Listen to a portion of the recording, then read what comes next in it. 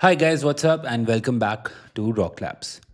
So today, you and I are actually gonna go through a journey. We're starting a new journey together, and this journey is going to take us to a lot of places to try and make sense of artificial intelligence. Now, this video is not going to teach you how to, whether you should use Claude or ChatGPT. How do you write a great prompt? I don't care about any of that. This is a video for investors. So if you are an investor, whether you work at an institution or you're a retailer and you're trying to think about, okay, if is all of the are all of these news stories really true, and if they are, right, let's assume for a moment they are. How do I as an investor make money in the AI trade, right? That's what we all want.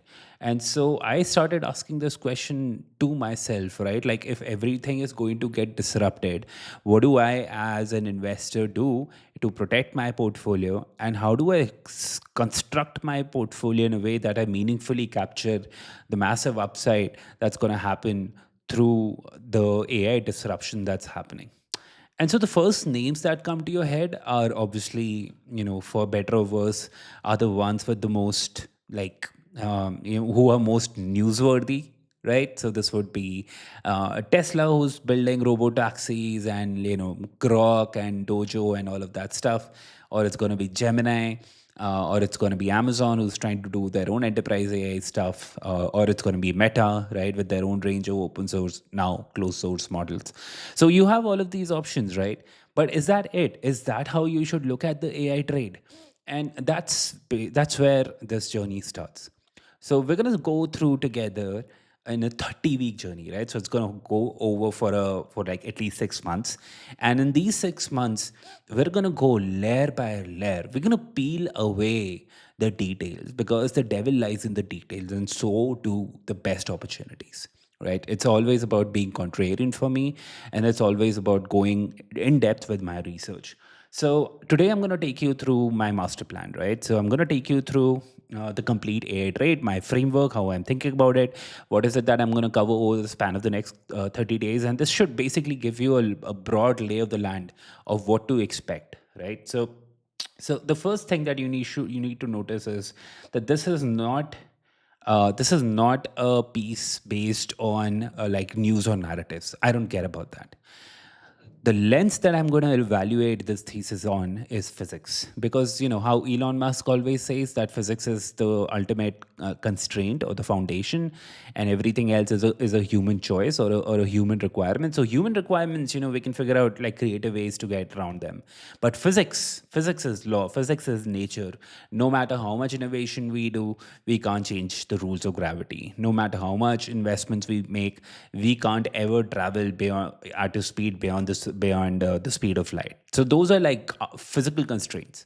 So what are the physical constraints on artificial intelligence? Like, that was my foundational question. And how do I build a physics first principles investment framework? That's basically what we're going to learn together, right? And so at the end of this process, actually publishing a whole investment memo. Now, that's going to be free of cost if you're going to be with me through this process, and you join me on my Substack. The link for subscribing that is below, by the way.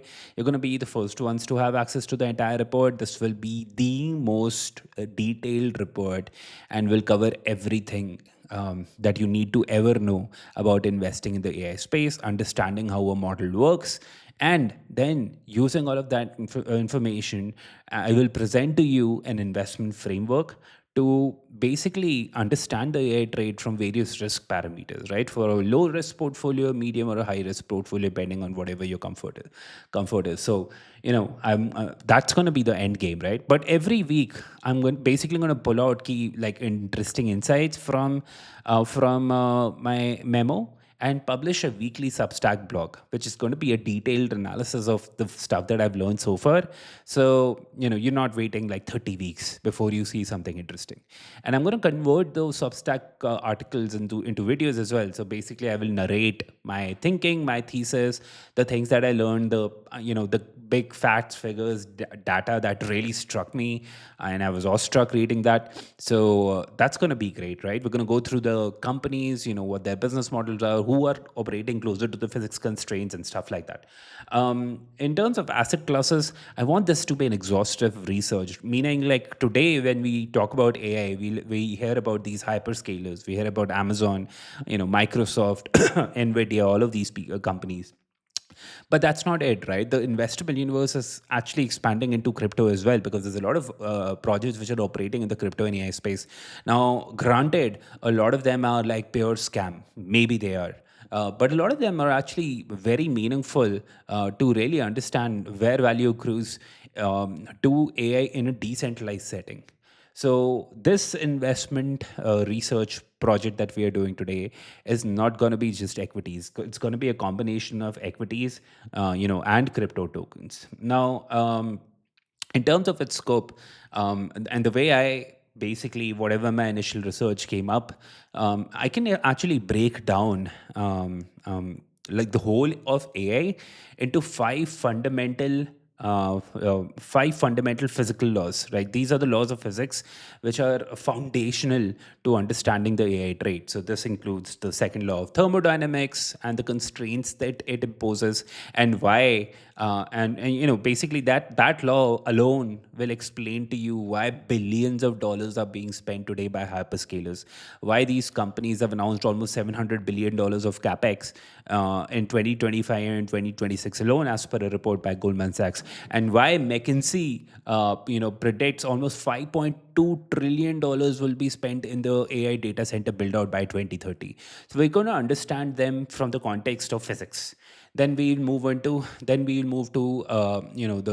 Shannon's theorem, which talks about how there is only so much high quality data available on the internet produced by humans that can go into training. So what next? Because you need high quality data, because your model is only as good as the data that's fed into the model, right? So we'll talk about those constraints right now. Who are the companies operating closer to that constraint, and what are the ways that me as an investor can think about those things and plan an investment portfolio. Similarly, we'll talk about the speed of light. Like, there is a reason why data centers need to be co-located. And so, all of these so-called crypto companies which are saying, hey, look, we're building these decentralized GPU clouds.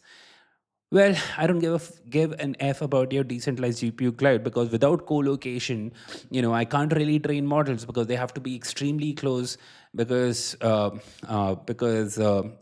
bandwidth has a limitation. Like, although like the speed of light in vacuum in space is almost 300,000 kilometers per second, and the best that humans have achieved so far is about 200,000 kilometers per second in optic fiber, which explains why data centers are co-located, and all of the GPUs and the racks have to be packed very closely, which creates their own constraints in a way. So we're going to explore all of these laws, and then after exploring the laws, we're going to go into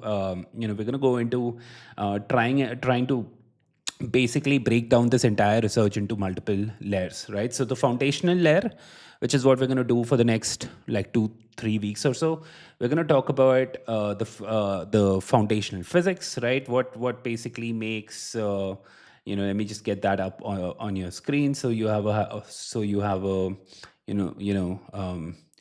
you can see it. So yeah, so basically, we're going to look at the 6 laws of physics, and let me actually bring this up together. So we're going to look at the 5 laws of physics. We're going to look at thermodynamics. We're going to look at speed of light. We're going to talk about the principles of quantum mechanics and why this is very important, how it actually makes ASML and TSMC like monopolies. We're going to look at the law of information theory, Shannon's theorem, as spoken. And finally, we'll talk about wave physics and diffraction limits and how this influences the whole AI trade. Now, once we're through that, we're going to basically break this down, and we will look at the 13 layers of the AI trade. And this is basically, we go from, when I was doing my research, it, it came to me that the entire AI trade can basically be broken down can basically be broken. Let me see if I can find this for you guys. So the entire, okay, I think I have it here. So there you go. And I'll try to make it slightly, let me fit it through the screen. Yes. So the entire AI trade can be broken down, can be looked at from a manufacturing lens as an assembly line. So it starts at layer 0, it starts with thermodynamics, and it goes to layer 13, which is basically building applications. So we're going to go through each one of these layers, and we're going to see which are the most interesting companies operating at each of these layers, and how these layers basically connect to the 5 physical laws that govern the entire AI trade. So that's what this report is going to be about. We're going to do it over the next like 30 weeks. It will have 5 phases. The first phase will basically lay out the physics foundation, and then on top of the physics foundation, I will introduce the AI assembly line layer by layer. We'll talk about why this layer exists, who are the major companies operating in this layer, and then try and use the output of the layer into the input of the next layer until we get to the last layer, which is basically we now have an up and running model and AI application that you and I are using, right? Finally, at the end of this process, I'm going to basically synthesize and publish an investment framework. This is going to be like a huge investment. Think of it as an investment universe, like all of the companies broken down by the physical laws that govern them, and the assembly layers in the assembly line that they basically lie around. So it should give you a lay of the land of what's to come, right? So I think overall, I believe that physics determines who can build AI and what it requires and where value permanently accrues. So the first 5 layers, we'll talk about the foundational infrastructure. Then we'll talk about intelligence, like when does the first intelligent model occur? And finally, we'll talk about decentralization and where crypto has a role to play. So yes, that's basically going to be it. It's going to be an interesting research.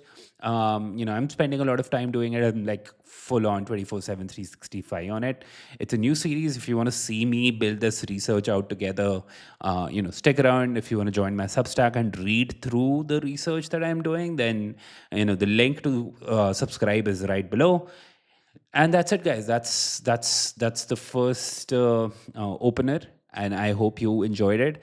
I enjoyed recording it. I enjoyed talking about it. It's incredible research, guys. I think it is going to be interesting. There's a lot of like news stories floating around and how like people's jobs are going to go away and whatever. So we'll talk about those stories as well.